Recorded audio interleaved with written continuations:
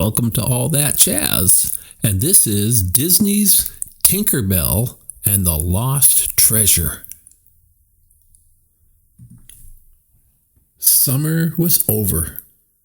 It was time for the fairies of Pixie Hollow to bring the beautiful season of autumn to the mainland. Unseen by the humans below, they burst through the clouds and began working their magic. Soon the whole world was full of the warm colors of autumn. The fairies headed for the second star to the right to make their journey home. Back in Pixie Hollow, other fairies were collecting pixie dust from the pixie dust tree. Pixie dust made it possible for all fairies to do their special kinds of magic. When the buzzer signaling the end of the workday sounded, Terrence bid his fellow dust keepers goodbye. As usual, he was off to help his best friend, Tinker Bell, with her latest invention. Terrence found Tinker Bell at the stream, putting the finishing touches on her new boat, the Pixie Dust Express. Soon she was ready for a test run. She launched the gourd boat into the water, and Terrence got into a leaf boat and paddled up to her. "Don't worry, I'll be right next to you," he said. "Let her rip." Tink pulled the ripcord, and the Pixie Dust Express zoomed away. "Whoa!" cried Terrence, as a huge spray of water from Tink's boat sank his. Tink sped along, pulling various levers.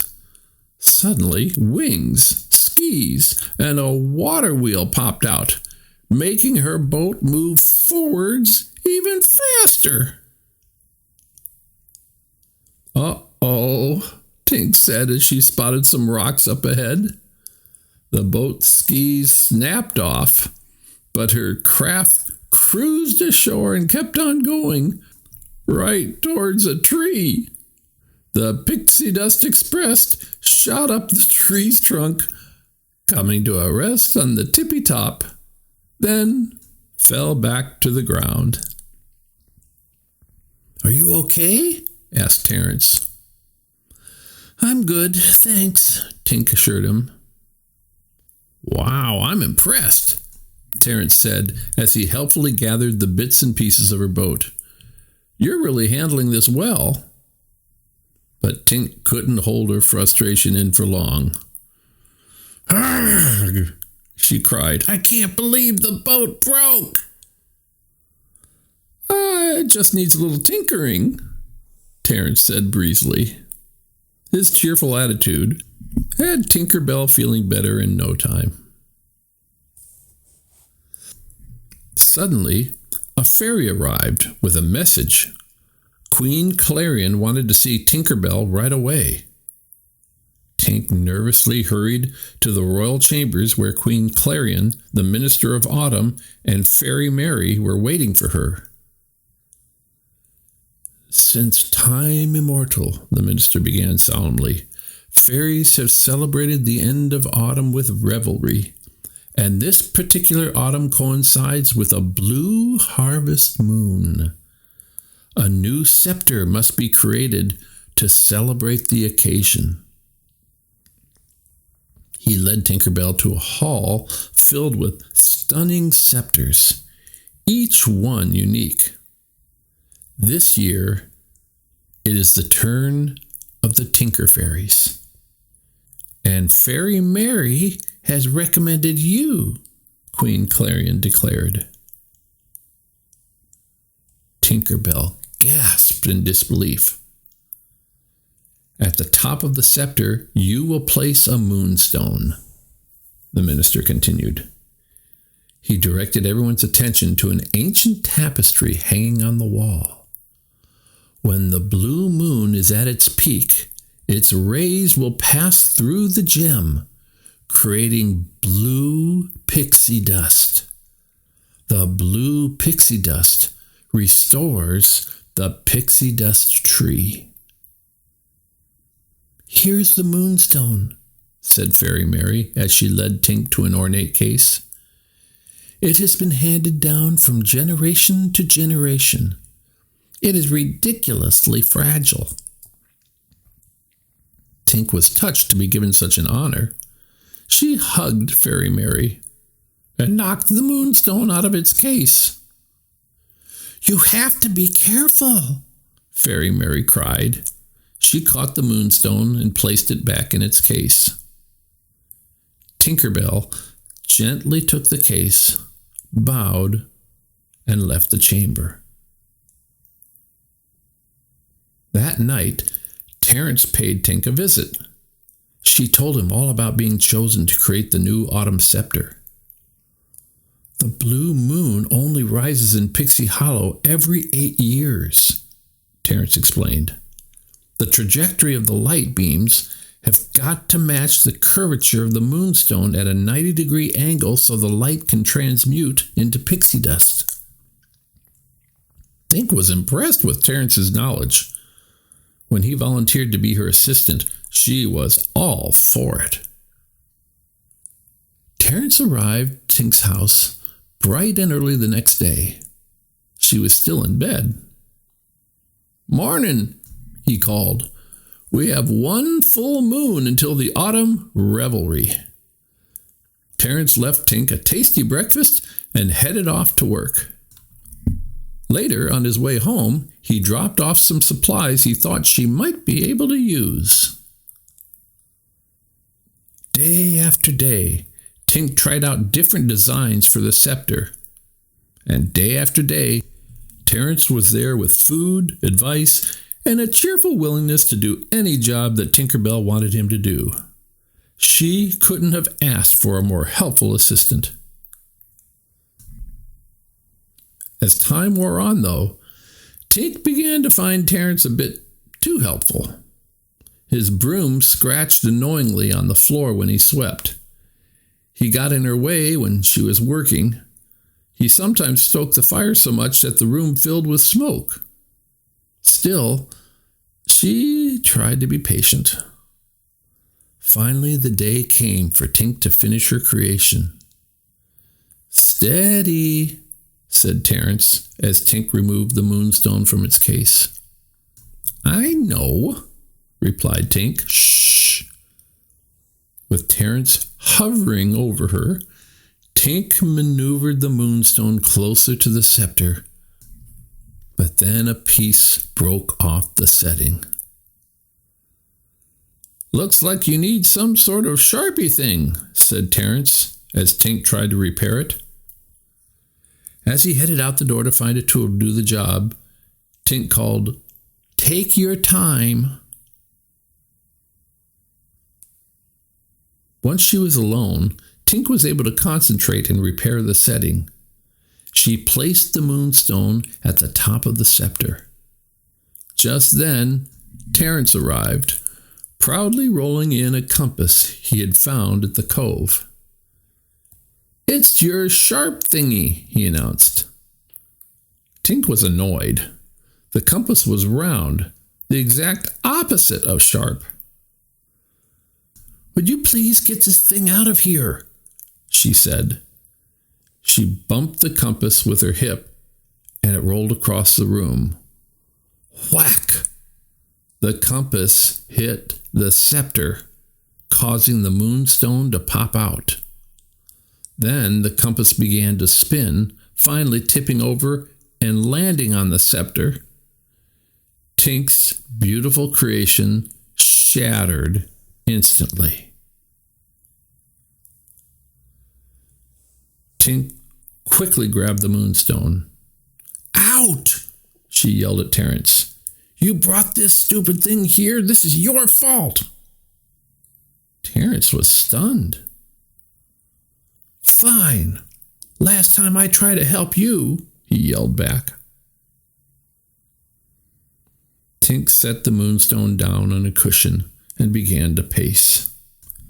She didn't know how she could fix the scepter in time. In frustration, she kicked the compass with all her might. The cover popped open and crushed the moonstone. "No," Tinkerbell said with a gasp. That night, after failing to repair the moonstone, Tink desperately tried to figure out what to do next. Her friends, Clank and Bobble, stopped by. "Came to see if you wanted to join us for fairy tale theater," said Clank. "I really don't have time," Tink answered nervously. "Not to worry," Bobble told her. "We'll tell Fairy Mary you couldn't make it." Suddenly, Tinkerbell realized that Fairy Mary might know where to find another moonstone. So Tink went to the fairy tale theater, but she just couldn't tell Fairy Mary she had broken the moonstone. The show began. A fairy named Lyria appeared. "'Twas a distant time ago when a pirate ship arrived in Neverland," she began. "The pirates searched until they found a fairy and forced her to lead them to the enchanted Mirror of Enchanta. Forged by fairy magic in ages past, the mirror had the power to grant 3 wishes. Next, Lyria told how the pirates made only 2 wishes before being shipwrecked and losing the mirror forever." Tink listened carefully. This magic mirror could be just what she needed. Lyria's story continued. "Journey due north past Neverland till a faraway island is close at hand," she said.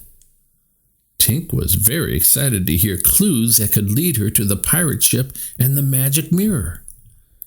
Lyria spoke of an arch of stone and an old troll bridge. Tink's head was so full of directions and clues, she didn't pay attention. She thought Lyria had said toll bridge.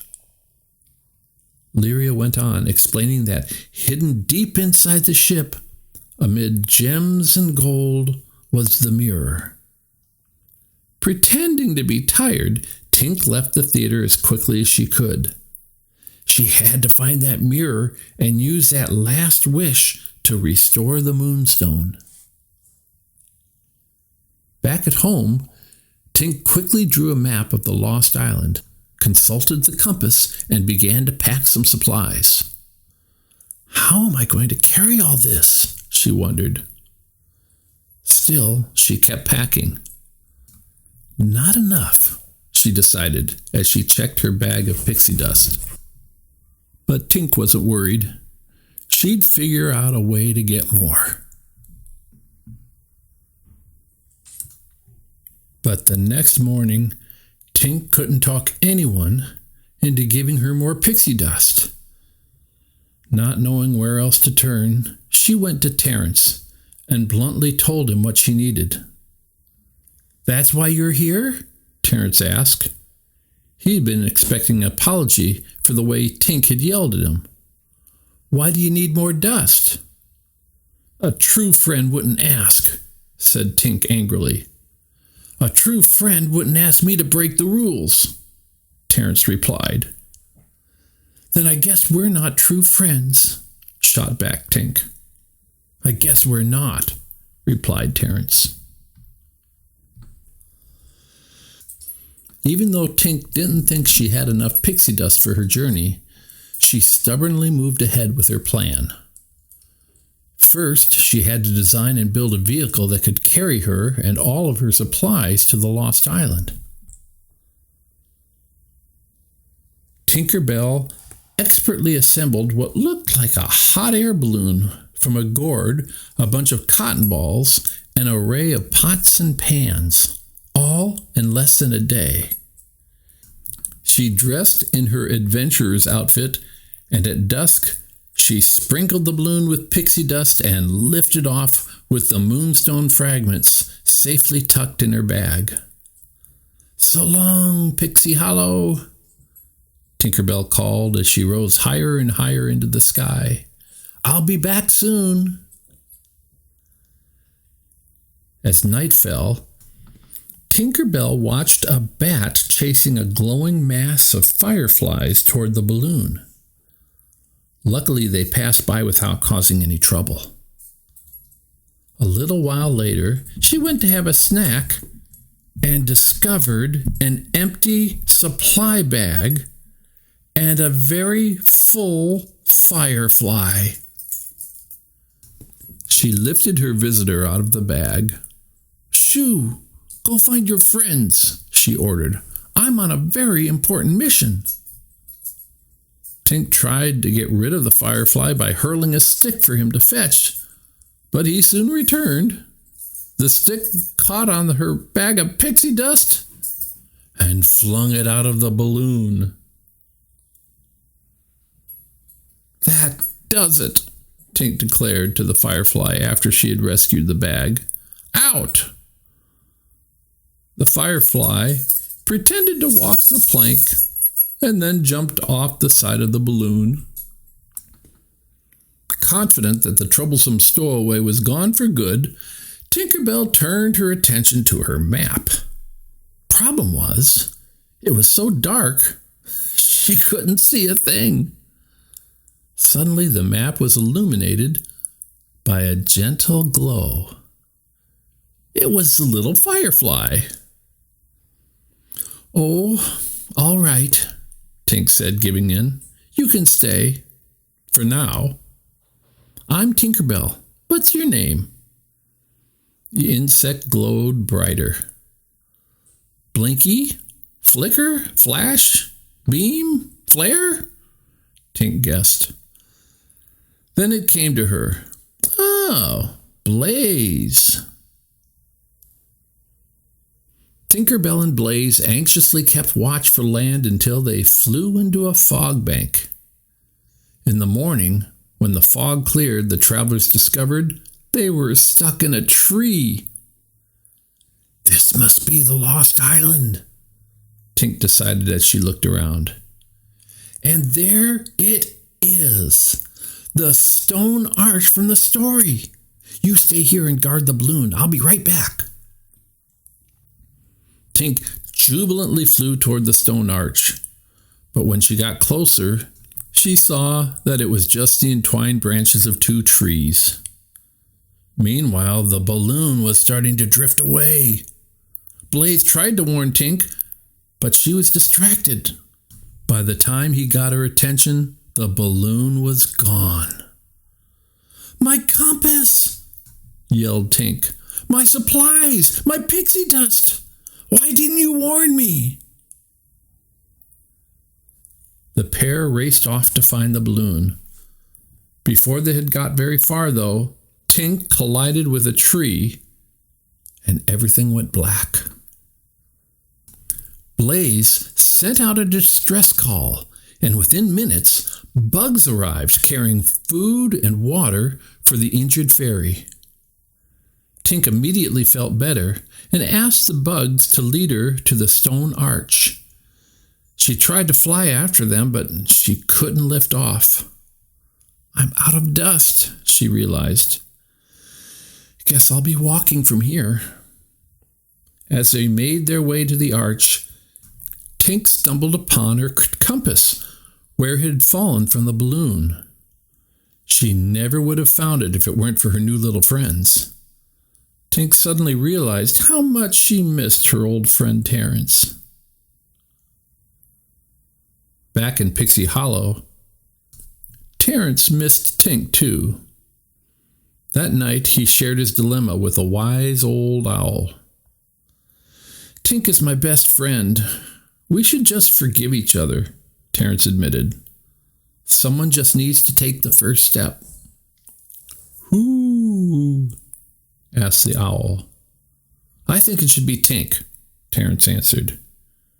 "She shouldn't have treated me that way." "Who?" the owl repeated. It seemed to Terrence that the owl was trying to make a point. "Me," he said suddenly. Terrence flew straight to Tink's house and knocked on the door. There was no answer. "Anyone home?" Terrence called as he stepped inside. He felt something crunch under his feet. The moonstone, he gasped. Investigating further, he discovered the diagram of Tink's balloon and the supply list for her trip. Tink knew that wherever his friend was, she could use some help. Back in the forest, Tink and Blaze had reached the next destination in Lyria's rhyme, the old toll bridge. But Tink found out that the toll bridge was really a troll bridge, and the trolls weren't cooperating. "Beat it, before we grind your bones to make our bed," said the small troll.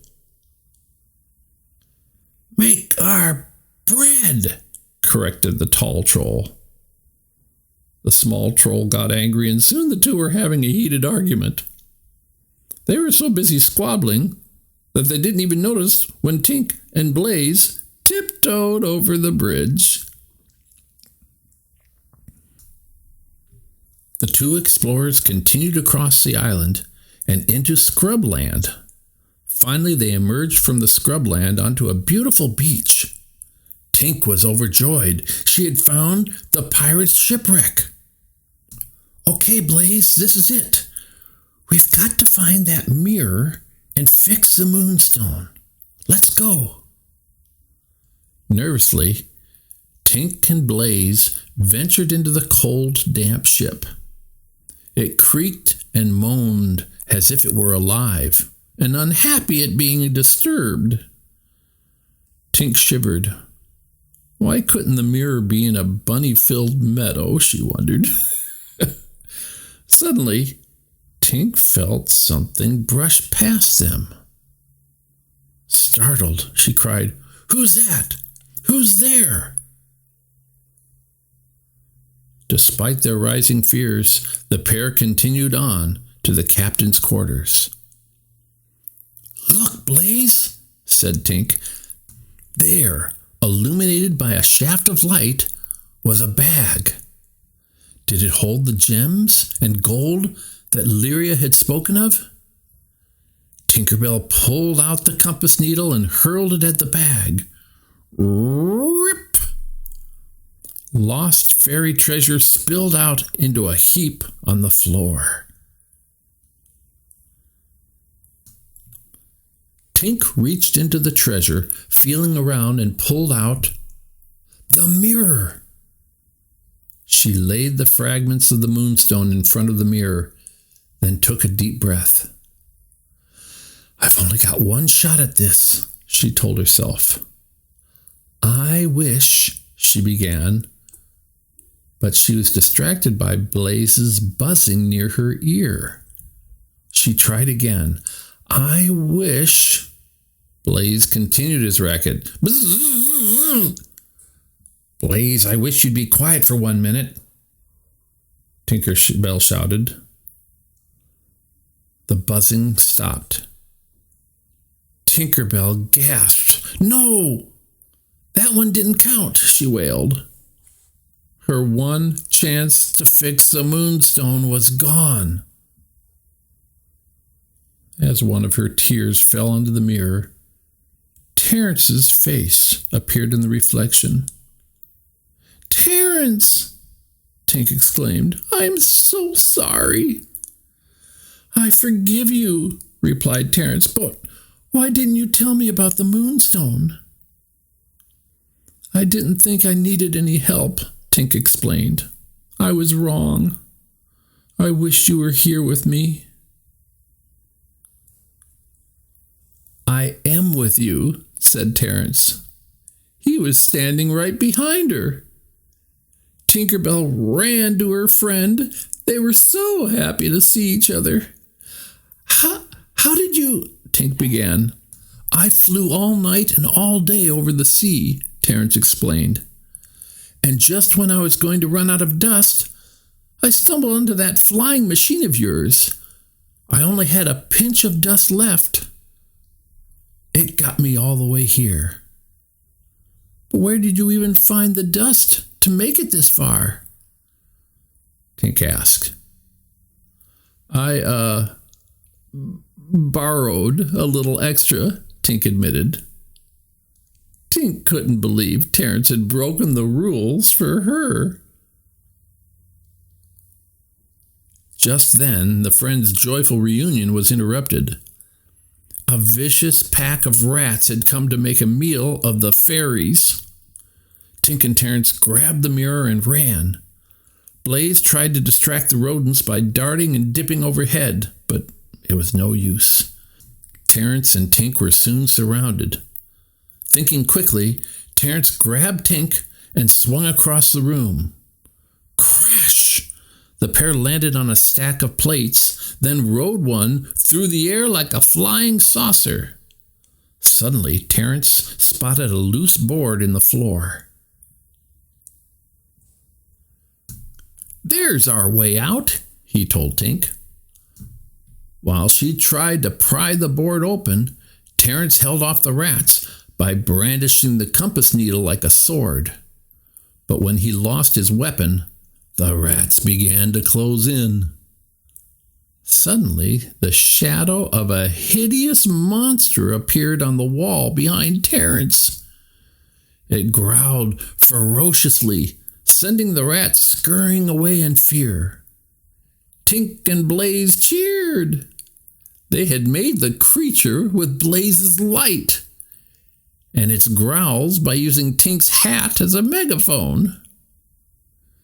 "Come here, you vicious monster," said Tink, giving the tiny firefly a playful rub on the head. Terrence led Tink and Blaze back to the balloon.